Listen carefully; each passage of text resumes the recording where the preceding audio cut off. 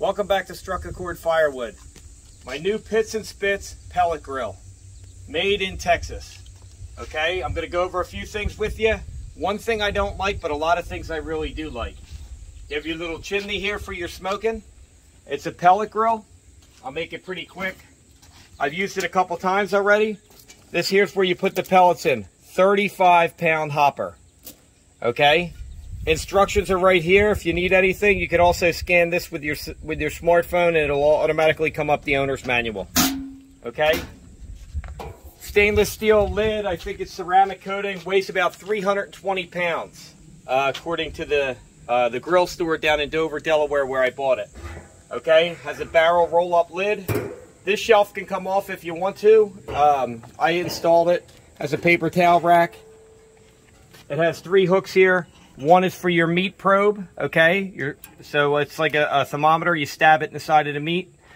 This here is your digital display, okay? This will do everything from your temperature. It goes from 180 degrees all the way up to 600 degrees, all right? It also has a prime, which basically controls the auger to feed the pellets. It also has a actual grill temperature and then a set point on what you're setting it. Up and down is your display. It has a grill and a meat probe. So if you set the meat probe for 200 degrees, once it hits 200 degrees, it'll automatically shut down. There's a thing that you can program in here.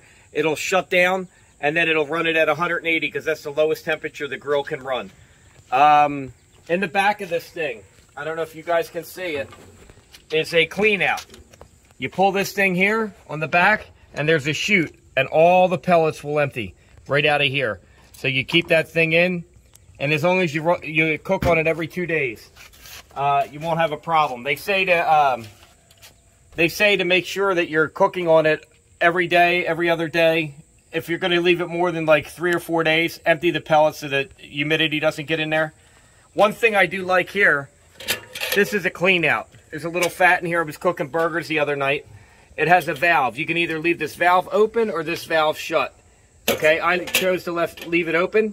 So basically what happens is you hang this little pot on here, and all your slop comes in here. If you look inside the grill, okay, here's where all your grease ends up, and it goes down there. Now what some people do is, reading online, they shut that valve on that right side, fill this with a little water. As this thing heats up, it gets really hot in there, and then they just open it up, and that drains all the grease and cleans everything out. This here's your igniter for your pellets. Your pellets come down here through an auger, and that lights it up, okay? Wooden handle. I've had it up to 500 degrees so far, and it's never gotten too hot to where I can open it. Right here's your top tray, okay? Throw your brisket up there, anything you're cooking there. I've been putting rolls up there when I'm doing burgers. Just let me show you how it operates here. This here is your heat deflector.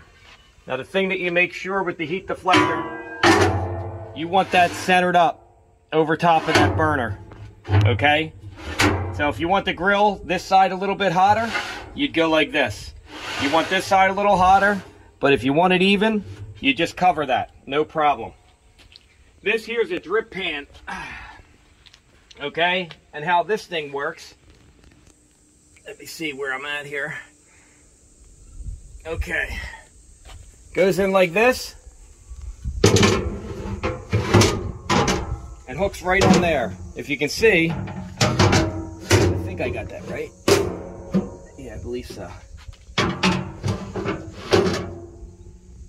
Yeah. If you can see, it has a lip here where the grease is going to run off and run down there. It also, you want this all the way up here so you get even temperature. So you want it banged in the back and banged in the side before you start your thing. This here's a trap door. That's an option. Mine came with it. That there so you can sear a steak. Okay? You'd like to sear a steak, you take that off. Your burner's right below this. That'll sear your steak. Alright? This here's your grill. Now I like this. My wife got burned on it the other night because she wasn't paying attention. We were cooking a pizza. So, that goes in like that. The thing I like about it, it has this little handle here. You grab it, you pull it out, you put your burgers on here. slide it back. The brisket's on here, you slide it back. Really nice. Nice feature. She had a pan trying to put the pizza on like this, and it kind of tilted and hit her arm and burned her arm.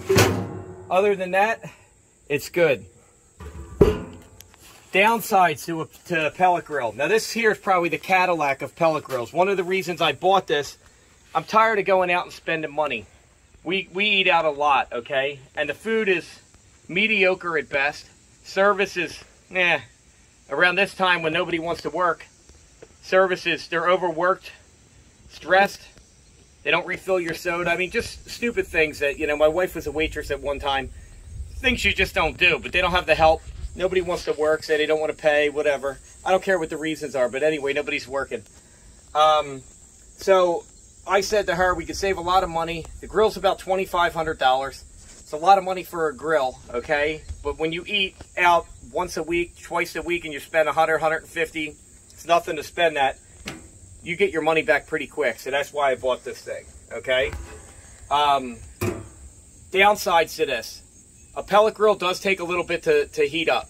So if you think that you're going to turn it on like propane and start cooking, it's not going to happen. It might take 10 minutes to get up to, you know, 250.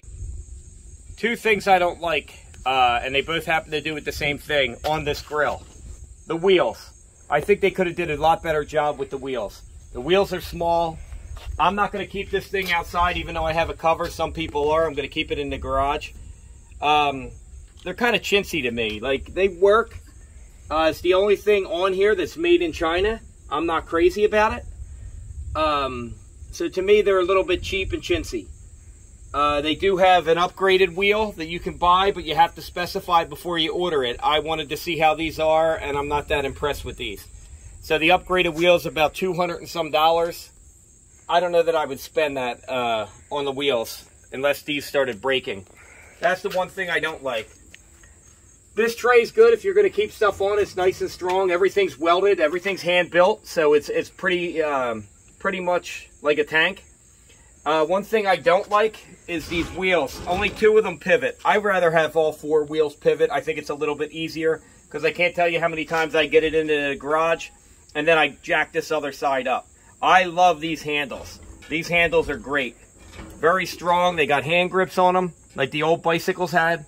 I really like these handles. They work really well. Chimney works really well as well. What other thing did I want to talk about? The cord is plenty long. All right. So when you plug it in, you can plug it in here, pull it out a little bit. Some people grill in their garage. I think that's just an accident waiting to happen. But I guess it depends on the temperature that you do. Some people grill under the porch, but I just replaced my soffit and that won't happen. The only other thing I wanted to talk about is it is Wi-Fi compatible.